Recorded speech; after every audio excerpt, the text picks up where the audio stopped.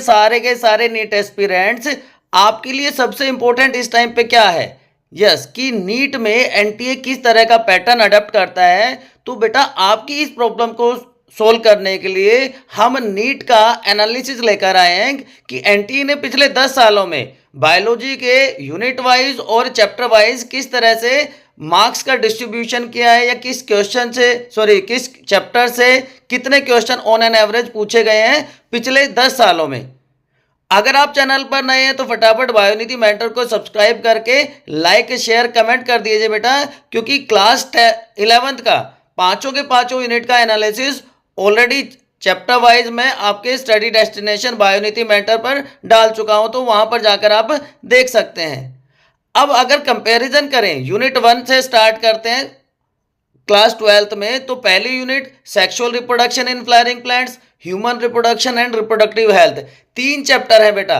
3 chapter का overall अगर आप वेटेज देख रहे होंगे तो 8 से 10 क्वेश्चन पूछे जाते हैं, लेकिन इसमें सबसे ज्यादा क्वेश्चन पूछे गए हैं sexual reproduction in flowering plant से। उसके बाद ह्यूमन रिप्रोडक्शन आता है, और सबसे कम क्योंकि सबसे छोटा और सबसे इजी लेसन है रिप्रोडक्टिव हेल्थ। तो लास्ट 10 ईयर्स का आप यहाँ पे एनालिसिस देख पा रहे होंगे बेटा। तो ऑन एन एवरेज अगर मैं बात करूं तो आप इजीली यहाँ से 36 से 40 मार्क्स इन 3 चैप्टर से अचीव कर सकते हो। सेकेंड यूनिट आ जाती है जेनेटिक्स की, कंपैरेटिवली थोड़ा सा मुश्किल लगती है बच्चों को, क्योंकि थोड़ा लेंथी चैप्टर है, कंसेप्ट बहुत सारे हैं। तो principle of inheritance and variation, molecular basis of inheritance and evolution, यहाँ से 12 to 13 क्वेश्चन पूछे जाते रहे तो 50 नंबर तक आप यहां से स्कोर कर सकते हो बेटा। थोड़ा सा टाइम डिवोट करना पड़ेगा, लेकिन आप अगर इसको सिस्टमेटिक करना चाहते हैं तो फटाफट कमेंट सेक्शन में लिखिए, तो आपको उसकी डिटेल भी मैं बताऊंगा कि कैसे आप इसको कर सकते हैं, किया जा सकता है।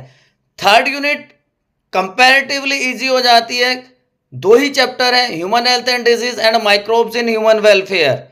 क्लियर है बच्चों? तो यहां से आप 20 मार्क्स इजीली स्कोर कर सकते हो।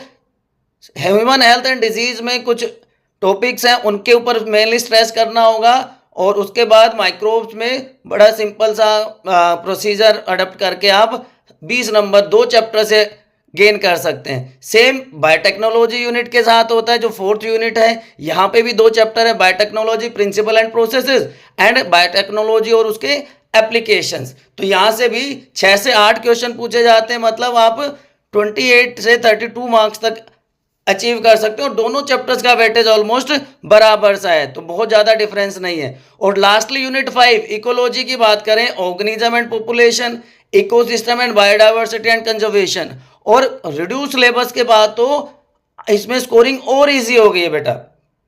तो 8 से 9 क्वेश्चन यहां से पूछ सकते हैं, तो 8 क्वेश्चन का मतलब हो गया 32 मार्क्स।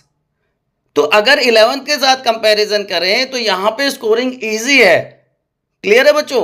अब 11th की स्कोरिंग इजी है, 11th के कंपैरिजन में स्कोरिंग इजी है। मैं क्यों कह रहा हूं?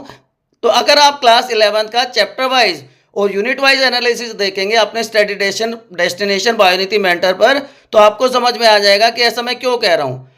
अगर आप चाहते हैं कि एनसीईआरटी का लाइन टू लाइन एमसीक्यू आपको फ्री ऑफ कॉस्ट प्रोवाइड किया जाए, तो फटाफट बेटा बायोनिधि मेंटर को सब्सक्राइब करके लाइक शेयर और कमेंट में लिख दीजिए एमसीक्यू टेस्ट सीरीज, तो मैं आपको सारे के सारे प्रोवाइड कर दूंगा।